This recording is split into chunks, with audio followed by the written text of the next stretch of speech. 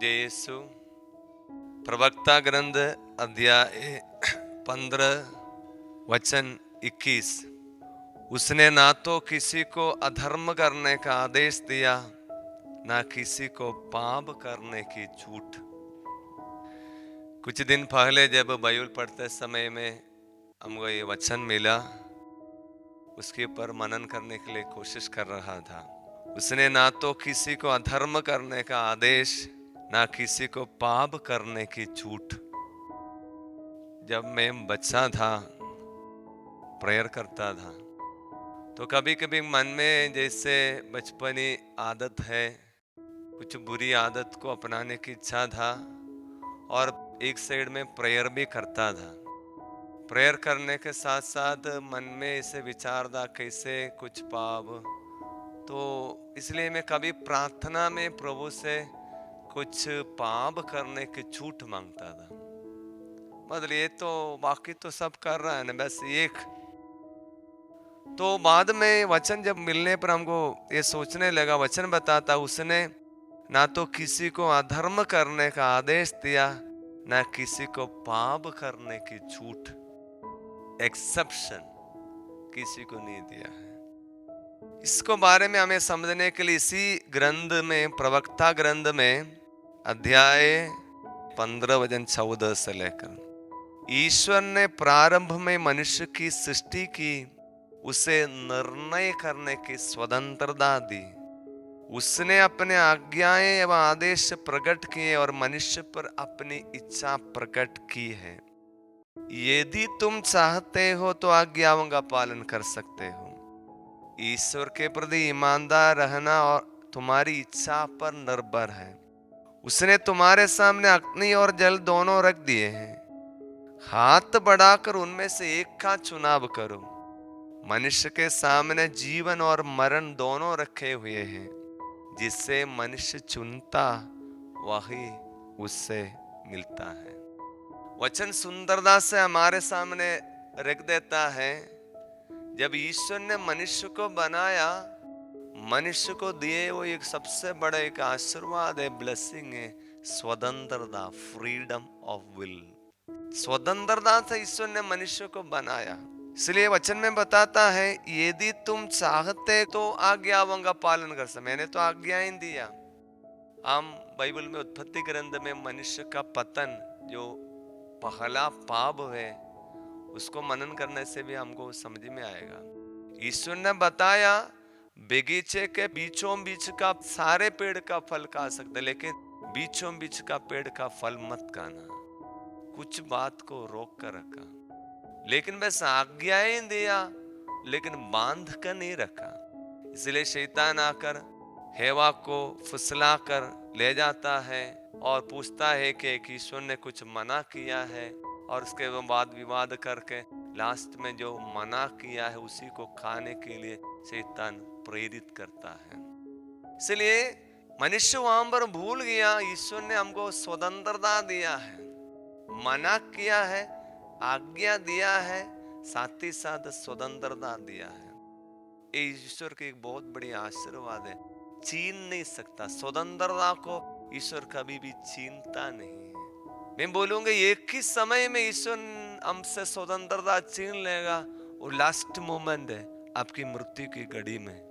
उस समय में प्रभु आपसे नहीं पूछेगा कि मैं आपको तो क्या तुम और आगे जीना चाहता है, क्यों मैं तुमको समाप्त करूंगा, समय खत्म हो गया। उस समय में प्रभु नहीं पूछेगा। बाकी पूरा हमारा जीवन इस स्वतंत्रता पर ऊपर है।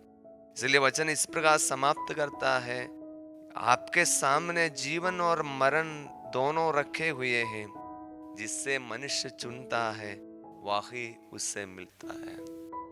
एक मनुष्य कौन बनेगा, कैसे बनेगा, ये हमारे प्रतिदिन के चुनाव पर, प्रतिदिन के फैसलाओं के ऊपर आधारित है। क्या चुनाव हम करता है। हमको मालूम है सुबह से लेकर शाम तक हम कितना चुनाव करता होगा। प्रार्थना में बैठने वाले लोग भी ऐसे सुनना पड़ता है, बैठकर सुन भी सकता है और कुछ सोच भी सकता है। सब फैसलाओं के ऊपर है।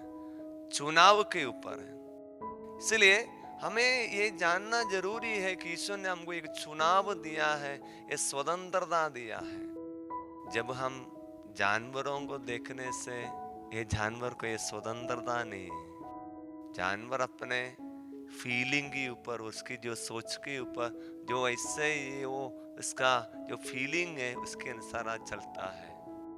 लेकिन मनुष्य सोच समझकर अपनी स्वतंत्रता को यूज कर सकता है।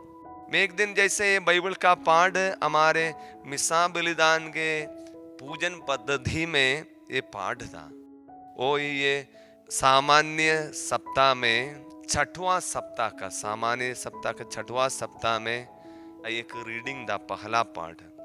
उसके प्रवेश में ऐसे ये वचन के पहले जो पंडित लोग हैं, बाइबल पंडित लोगों ने वो सुंदरता से उसका एक प्रवेश में एक प्रसंग में ऐसा लिखा है, ईश्वर ने मनुष्य को उनके कार्यों के लिए जिम्मेदार समझता है। उसने उसे बुद्धि तथा स्वतंत्रता दे रखी है ताकि हम सोच समझकर बुराई और भलाई का चुनाव करें।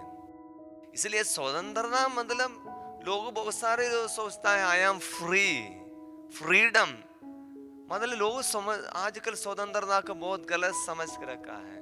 आई एम फ्री मतलब I am free to do anything, मैं जो चाहता वो कर सकता है, मुझे जहां जाना है वहां जा सकता है, मैं जो करना चाहता वो करूंगा। इसलिए स्वतंत्रता के नाम पर आज बहुत बड़ी चर्चा किया जा रहा है। स्वतंत्रता है, रास्ते में भी आप कुछ भी कर सकता है। यदि विदेशों में जाने से जैसे सुना है, अमेरिका जैसे देशों में जावे आज स्वतंत्र है तो कुछ भी कर सकता है। इसलिए कोई भी अब स्वतंत्रता आप कर सकता है। आपको शैतान की पूजा करना है कर सकता है, ईश्वर को त्यागना है तो त्याग सकता है। आप कितना भी बुरा काम स्वतंत्रता के नाम पर कर रहा है। विशेषकर इन दिनों में एक बहुत बड़ी चर्चा टीवी में सब चल रहा है, वही है समलैंगिक संबंध। पुरुष पुरुषों के बीच में एक साथ शादी विवाह समान रह सकता है, स्त्री स्त्री के बीच में समलैंगिक संबंध में गे सेक्सुअलिटी एंड लेस्बियनिज्म बताता है रह सकता है। इसलिए लोग ये मांग रहे हम स्वतंत्र हैं, पुरुष पुरुष जी सकता है, क्या प्रॉब्लम? यदि हमारी इच्छा है, हमें कोई स्त्री के प्रति इच्छा नहीं है तो हम पुरुष दोनों ऐसे रहेगा। स्त्री लोग महिला भी अपनी स्वतंत्रता के नाम पर ऐसे आग्रह कर रहा है।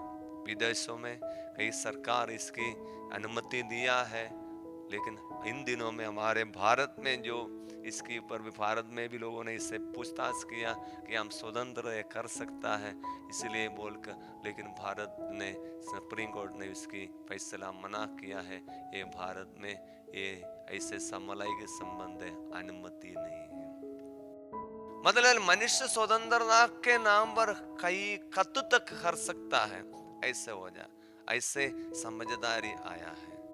इसलिए सुंदरता से जैसे बाइबल पाठ के पहले लिखा गया है, मुझे बहुत अच्छा लगा, इसलिए मैं कहीं से लिख कर रखा, मनुष्य की स्वतंत्रता ईश्वर ने मनुष्य को उनके कार्यों के लिए जिम्मेदार समझता है।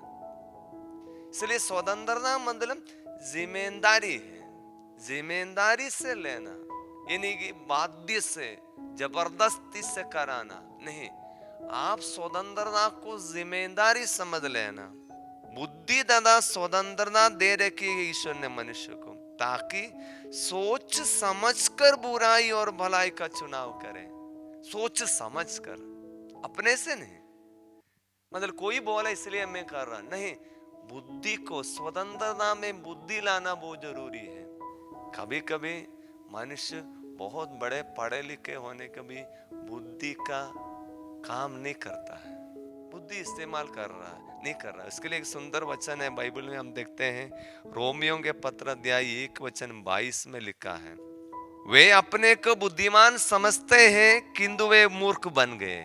बहुत सारे लोग हैं बुद्धिमान समझ रहा है, बहुत पढ़े लिखे भी हैं, लेकिन वे अपने आप को वे मूर्ख बन गया है, ऐसे कार्य कर रहा है। मूर्खता है, क्या कार्य है? स्वतंत्रता के नाम पर ऐसे मूर्खता कार्य कर रहा है।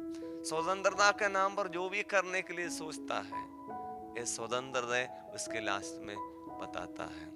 इसलिए मैंने शुरुआत के समय में ये वचन आपको पढ़ा था कि ईश्वर ने मनुष्य को किसी अधर्म करने का आदेश नहीं दिया, किसी को पाप करने का, झूठ पाप करने के। मेरी बात को समझने के लिए कोशिश करना। बहुत सारे मनुष्य स्वतंत्रता को झूठ समझ रहा है। I am accepted to do, मैं जा सकता, मैं छोड़ सकता हूं, नहीं। इसलिए इस वचन को हम समझने के लिए कोशिश करेंगे।